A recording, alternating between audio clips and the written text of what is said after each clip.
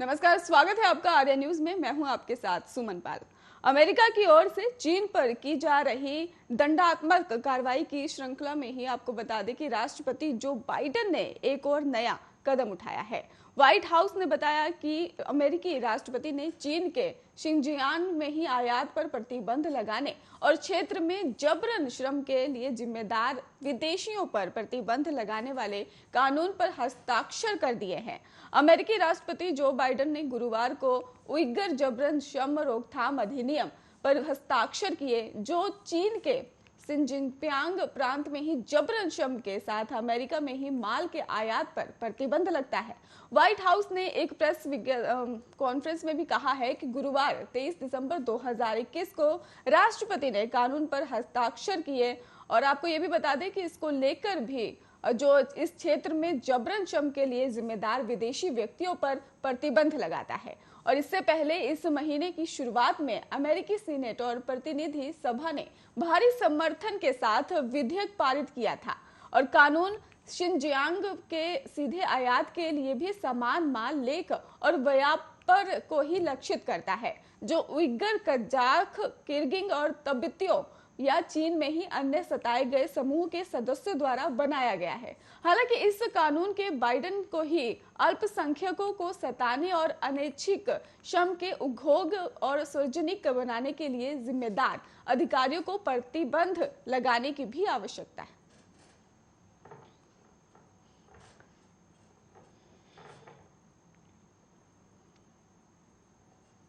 बारिश और बर्फबारी की चेतावनी के बीच जम्मू कश्मीर के उच्च पर्वतीय इलाकों में वीरवार बर्फबारी शुरू हो गई। आपको बता दें कि गुलमर्ग और तंगमर्ग में ही सुबह बर्फबारी से सफेद चादर सी बिछ गई और जम्मू संभाग के नथपाट में भी हल्का हिमपात हुआ है। जो जिला दर्रे और बर्फबारी के बाद श्रीनगर लेह हाईवे बंद हो गया है। वहीं जम्मू संभाग को कश्मीर से जोड़ने वाला वैकल्पिक हाईवे मुगल रोड बर्फबारी के चलते आते यातायात को भी बंद कर दिया गया है। मौसम विभाग का कहना है कि श्रीनगर में 26 और 27 दिसंबर को जम्मू और कश्मीर के कुछ हिस्सों में भारी बारिश और बर्फबारी की चेतावनी जारी है। 24 और 25 को भी कुछ हिस्सों में बारिश और बर्फबारी हो सकती है। खराब मौसम की सूरत में ही जम्मू श्रीनगर राष्ट्रीय राजमार्ग के साथ हवाई सेवा प्रभावित भी हो सकता है। और वहीं पे बात कर ले विश्व परिषद पर्यटक की, तो वहां पर भी स्थल गुलमर्ग और टंगमर्ग में भी 6 इंच बर्फ गिरी हुई है। आपको बता दें कि बर्फबारी से फिसलन हो गई है और टंगमर्ग में ही गुलमर्ग जाने के लिए केवल टायर पर चैन लगे वाहनों को ही आवाजाही की अनुमति दी गई है। उत्तरी कश्मीर में रामदान दास के और फरकिया गली और जेट गली और साधना टॉप सुरेज समेत अन्य इलाकों में भी बर्फ की सफेद चादर बिछ गई।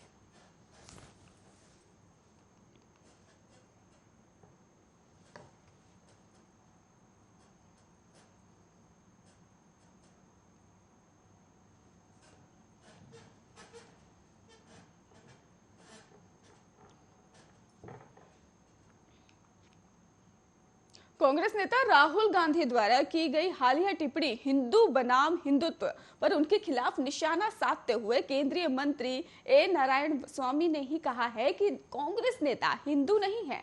जब भी वो चुनाव नजदीक आते हैं वो ऐसी टिप्पणी करने लग जाते हैं।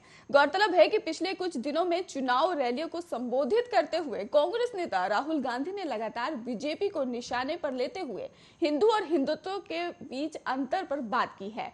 और राहुल गांधी ने अपने बयान में हिंदुओं को सहिष्णु और हिंदुत्व को मानने वालों को सत्ता का महत्वाकांक्षी दिखाने की भी कोशिश की है।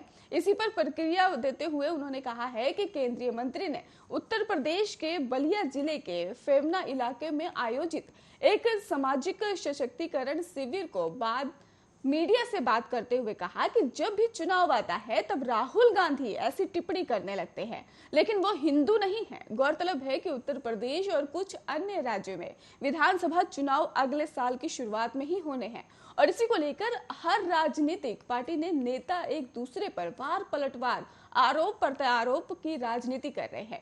वहीं प्रदेश में लीचिंग की घटनाओं को लेकर राहुल गांधी ने सरकार पर निशाना साधा है।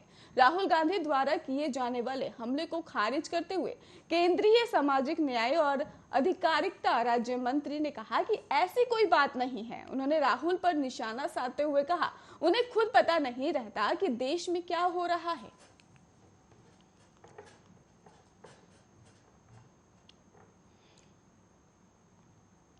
दक्षिण दिल्ली के संगम विहार इलाके में ही एक दिल दहला देने वाली वारदात सामने आई है।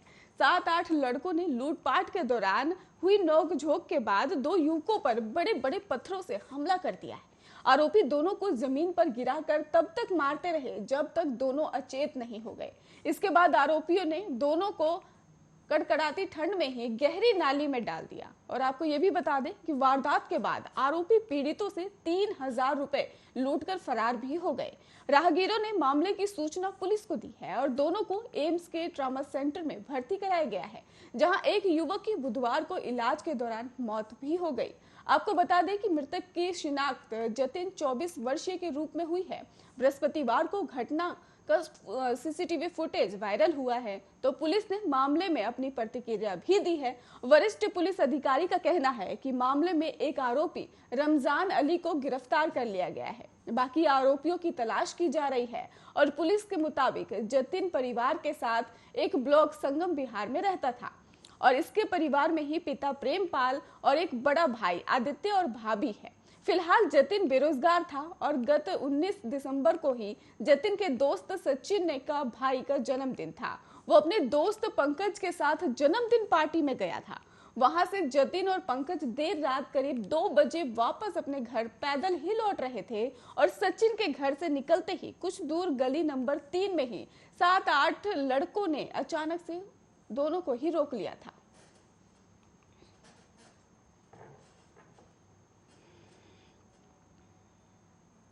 देश में जानलेवा कोरोना वायरस के खतरनाक ओमिक्रॉन वेरिएंट से अब तक 341 लोग संक्रमित हो चुके हैं। लोगों में बढ़ते खतरे को देखते हुए प्रधानमंत्री नरेंद्र मोदी ने अधिकारियों के साथ हाई लेवल मीटिंग की है और मीटिंग के बाद पीएम मोदी ने देशवासियों को भी सावधान और सतर्क रहने की सलाह दी है। ओमिक्रॉन के खतरे के बीच कोरोना की आने वाली लहर के खिलाफ देश का मेडिकल इंफ्रास्ट्रक्चर को लेकर भी कितना तैयार है, इसको लेकर पीएम मोदी ने इस बात का पूरा अपडेट लिया है। और वही क्रिसमस और नए साल के जश्न को लेकर भी केंद्र की ओर से राज्य सरकारों को निर्देश जारी किए गए हैं कि क्या करना है और क्या नहीं करना है। इसके अलावा कोरोना की रोकने को लेकर भी दवाओं की उपलब्धता सहित मेडिकल जरूरत को लेकर भी मजबूत करने की समीक्षा की गई है। तो ऑक्सीजन सिलेंडर और वेंटिलेटर और PSA plant, ICU oxygen bed पर इंतजाम की पीएम ने पूरी जानकारी भी ली है।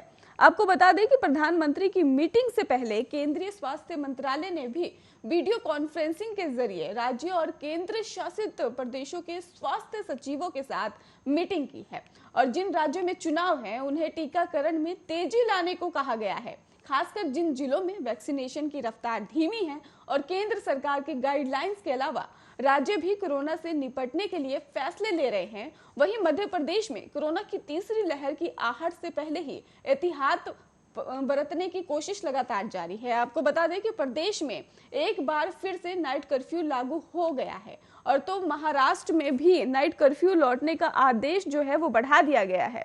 आपको ये भी बता दें कि महाराष्ट्र ओमिक्रॉन के मामले भी नंबर 1 पर है और वहीं दिल्ली से लेकर गुजरात और तेलंगाना ओमिक्रॉन की दहशत बढ़ रही है। राज्य सरकारें मीटिंग पे मीटिंग कर रही हैं। एमपी के बाद अब मुंबई में भी ऐसी सख्ती हो सकती है और फिर से मुंबई में भी नाइट कर्फ्यू लौट सकता है क्योंकि ओमिक्रॉन के मामले महाराष्ट्र नंबर 1 पर है। और इसी खतरे को देखते हुए सीएम उद्धव ठाकरे ने कल कोविड टास्क फोर्स के साथ भी बैठक की है और उद्धव ठाकरे करीब 52 दिनों बाद सरकार की मीटिंग में शरीक हुए क्योंकि खतरा बढ़ता ही जा रहा है और खतरा है तो महाराष्ट्र सरकार भी नए प्रतिबंध लगा सकती है। क्रिसमस और नए साल के जश्न समेत ही शादियों में भी लोगों की मौजूदगी पर आज ही नई गाइडलाइंस आ सकती है।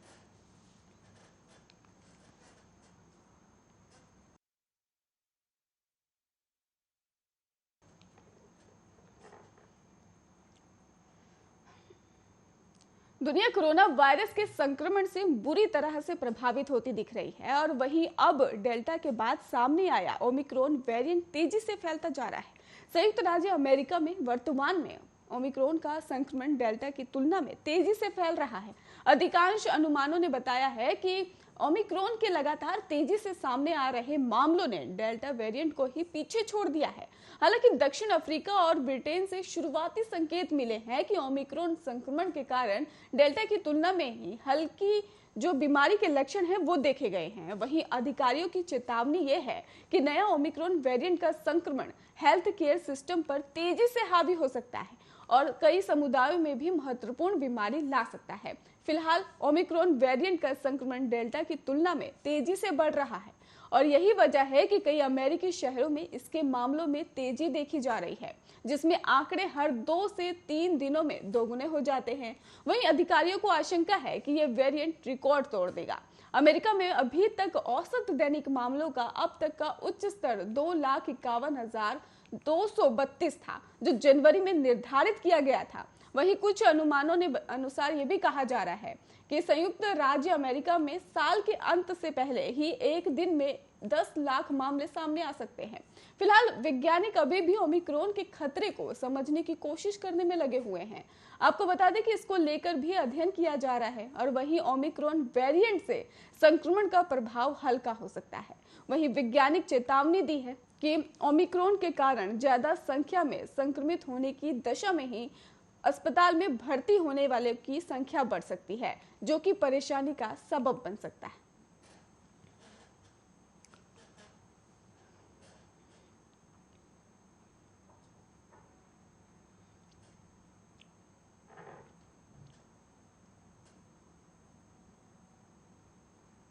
इलाहाबाद हाई कोर्ट ने कोरोना के नए वेरिएंट ओमिक्रॉन के बढ़ते मामलों को देखते हुए गुरुवार को पीएम मोदी और चुनाव आयोग से यूपी चुनाव टालने और रैलियों पर पाबंदी लगाने का आग्रह किया है। आपको बता दें कि इलाहाबाद हाई कोर्ट ने कहा कि राजनीतिक पार्टियों से कहा जाए कि वो चुनाव प्रचार टीवी व समाचार पत्र के माध्यम से ही करें और प्रधानमंत्री से अनुरोध करते हुए हाई कोर्ट के जस्टिस ने कहा कि वो पार्टियों की चुनावी सभाएं और रैलियों को रोकने के लिए कड़े कदम उठाएं।